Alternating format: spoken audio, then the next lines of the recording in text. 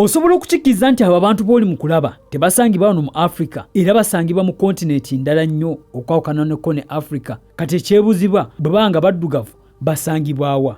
Abantu bano basangibwa mu India era nga bayitibwa Siddhis. Era nga abantu bano obuwangwa bwabwe bwa kintabule nga mulimu obuwangwa bw'Abayindi, Abawalabu ssaako n'abaddugavu. Oyinza okwebuuza bajja batya okutuuka eno mu India? Nja okutegeeza nti emabega mu kyasa ky'omusanvu Abawalabu baavanga e Buwalabu nga bajja wano naddala nnyo mu East Africa nga batwala abaddu ssaako n'ebyamaguzi ebirala. Era ng'abantu abaatwalibwanga okuggyibwa wano abamu baatwalibwanga ebyamaguzi, aba ne batwalibwanga abaddu, ate abalala ne batwalibwanga abasirikale. Era nga basinga nnyo baleeta eno mu India mu ekyo ekiseera.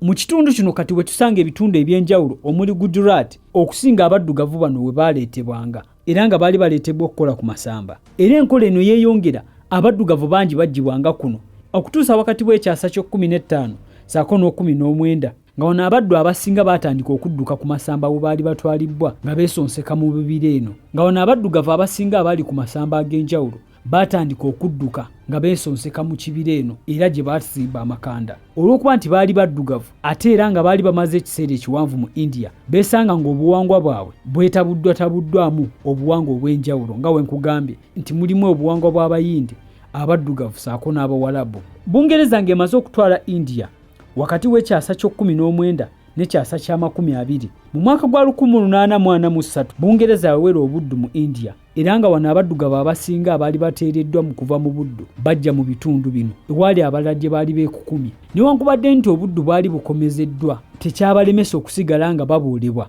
era n'okutuusa kati y'ensonga lwaki tebamanyiddwa nnyo newankubadde nti babalibwa okuba nga bali kitundutundu ku India. Era mu bitundu bino bye bawangaalira balina ebbula ly'amasannyalaze, amazzi ssaako n'ebintu ebirala ebiringa ebyo.